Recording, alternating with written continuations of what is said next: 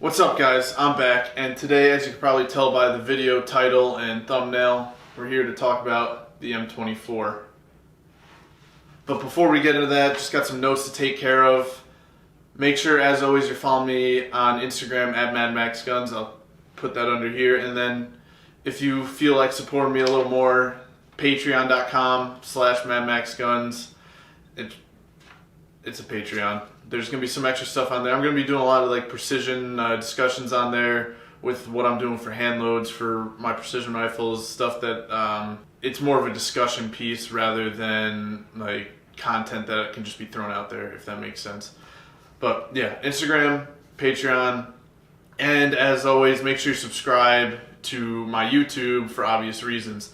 But let's get into it. So what I have here is a almost completely clone correct M24 sniper weapon system, they call it the SWS. The reason it's a sniper weapon system because it's not just a rifle, it's the whole thing coming together with the stock, bipod that it uses, and the scope. It came in a kit, like a deployment kit like you'd see with the SR25 deployment kits, the M110s. But the way I got it, it was just a rifle. I had to piece everything else together. But a little history on it. It got adopted by the Army in 1988, and they're still produced now, but you can actually get them in the civilian market. There are superior rifles to it, just like any other clone, but it's just pretty cool to have.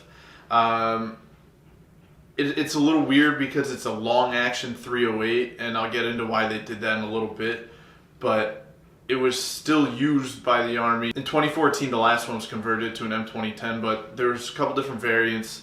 The XM24 Alpha 1 was one that never actually got adopted. There was a 300 Win Mag, pretty much the same thing, just 300 Win Mag. They didn't want to adopt it because ammo, the 300 Win Mag round that they were going to use at the time was unstable, and they had a hard time actually getting a hold of it. Later on with the 2010, they had actual ammo tailored to the gun, so it wasn't an issue with the 300 Win Mag. They had the M24 Alpha 2, which added a detachable box magazine, the Mars rail that you've probably seen a lot of people on Instagram recently selling those. For some reason, they just became heavily available. They made the barrel able to accept a suppressor, and then they also improved the stock. As you can see here, I have a jerry-rigged cheek comb thing. They added a different HS Precision, same brand stock, they just had adjustable cheek comb. Then the Alpha 3 came. That was a 338 Lapua, so they took these, rechambered it into 338 Lapua, added a beefier Leupold Mark IV stock. It was 8.5 to 25, I believe. Other than that, they just added a stock with adjustable comb height, but it was pretty much the same idea as this, just with a heavy boy round.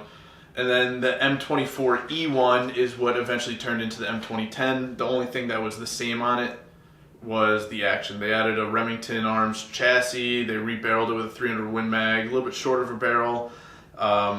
Came with this one also came with the whole system: suppressor, new scope, new trigger, new bottom metal for accepting magazines. The whole thing was redone, and that's what the primary sniper rifle is for the Army right now, until they fully switch over to the Mark 22, which is 300 normal Magnum, 338 normal Magnum, and 308 Winchester.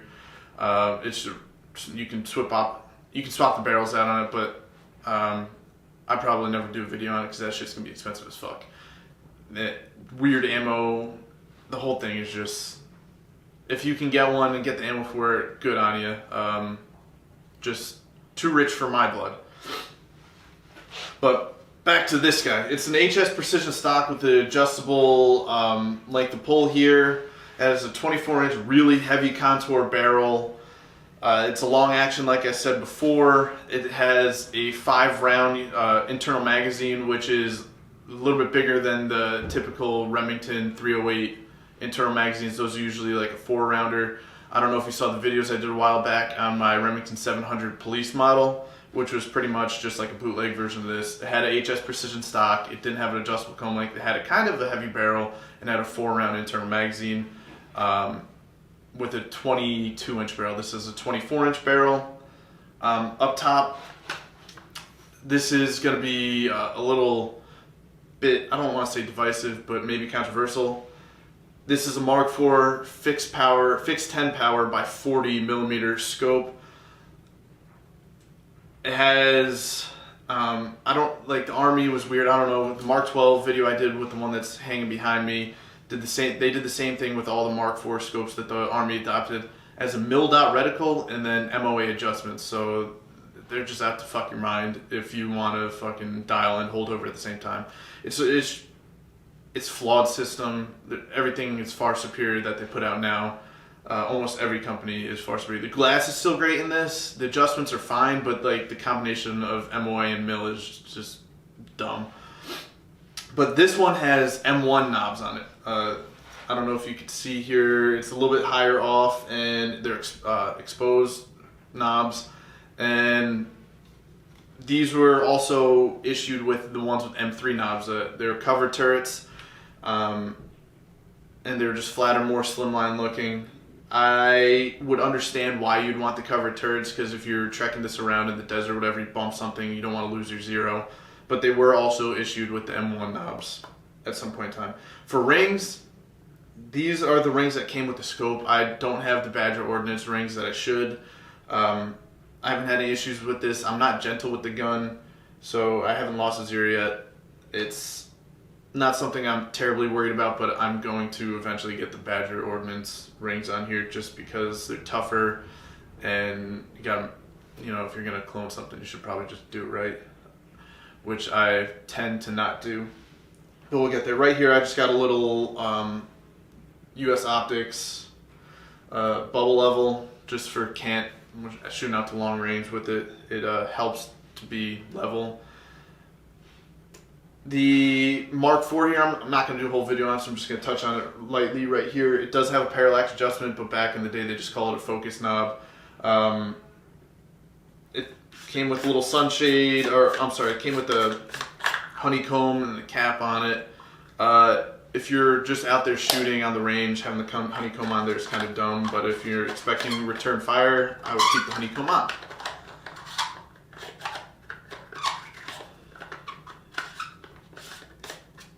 That took way longer than it should. But the trigger on this, very crisp. Pretty sure it is adjustable. I haven't touched it since I got it just because laziness maybe. But it's below a 3-pound trigger for sure. It's probably around 1.5. I don't have like a Lyman trigger puller gauge to check it, but it's a typical Remington 700 action, very smooth. It's just a long action. I'm gonna throw a little snap cap in there. The trigger, if you can see it, pull. There's no creep. It's just you're at a wall. Boom. Do it again. Boom. And yeah, it's a good trigger. It's not like a Trigger Tech or Diamond or Timney or anything like that. It's just a good like military trigger. It's not like a PRS trigger or anything like that. These were also issued with the Harris 9-13s. They're issued with both, the ones that had can and without. The one thing that this is lacking, aside from the rings, that can be like that's going to get taken care of, it's missing the front sight here. These were issued with a front iron sight. Some like you could put a rear iron sight on it as well. These were issued with backup iron sights. I mean, not that they're very usable. I mean, they are, but they're not as, there's just like a little beat up front and a little peep sight in the back. But this, when I bought it, I got it at auction. It came with a bunch of stuff that was not like period correct for it at all. It was just like a Weaver scope and some bullshit ass bipod in the front, but it didn't have the front sight post on it, and that's something that I'm probably not going to deal with, because from what I'm told, most guys that are issued these got rid of that anyway. But that's pretty much the spec rundown of this. My experience started out as a rough one. First thing I did when I got it, painted it, obviously, just because I paint everything. When I first got it, I didn't bother cleaning it, so like I would take it out to the range and I would shoot it with like a bunch of actual precision rounds. M118 LR, what this was created with, hand in hand, kind of like the Mark 12 back there and the Mark 262 were created together. I had a bunch of surplus M118 LR, and it just wasn't like I couldn't get better than like 1.5 inches. Sometimes I'd get 1 inch. I would try Gorilla ammunition, everything I could get with 175 Sierra Match Kings in it, because that's what this gun was made for, and I really couldn't, you know, get it to group the way it should. The Army, its standard for it was like 0.8 MOA, and I wasn't seeing that consistently out of anything. And then this goes to my next point of, I was kind of an asshole before when it came to cleaning guns. I would never clean the barrel. Like with my precision guns, I was always told you don't want to strip the copper or anything of it, and maybe clean it every 500 to 1,000 rounds. But with this, I obviously didn't know the round count because I bought it at auction. I went through and stripped the whole thing and did like a full-on cleaning the tube, and I took it out to the range.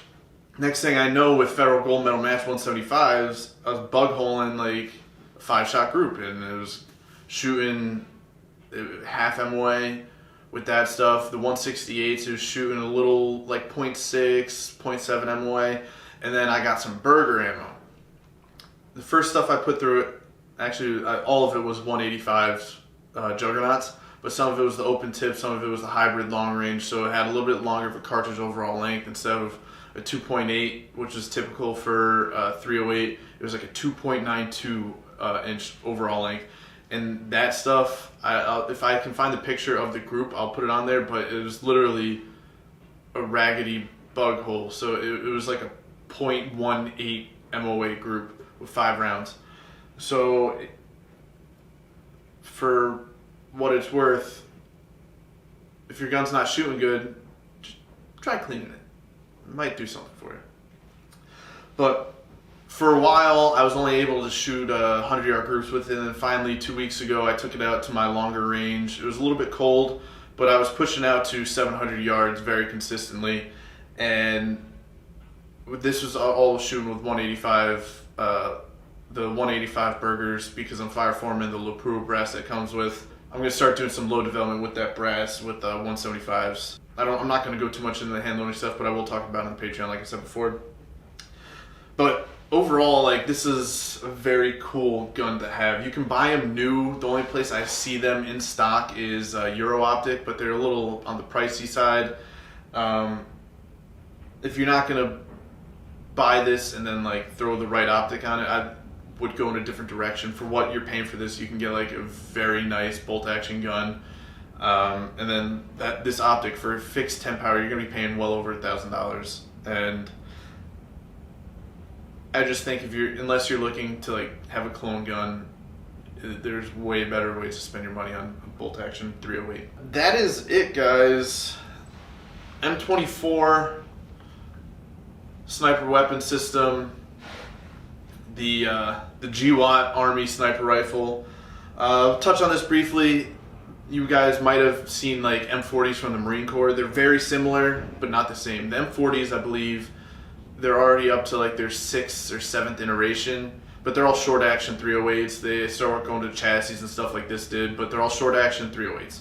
This was a long action 308, which again, the whole reason they did that is so they could chamber it up to something big with like the 308 Lapua and the 300 Win Mag. But that is all. If you have any questions on this, make sure you drop them in the comments. Share this video to your friends. Like, share, subscribe, all that good stuff. And as always, if you didn't like the video, eat a dick. Follow me on Patreon and follow me on Instagram and all that good stuff. The website's coming soon. Merch is coming soon. We're working on it. I'll see you next time, guys. Peace out.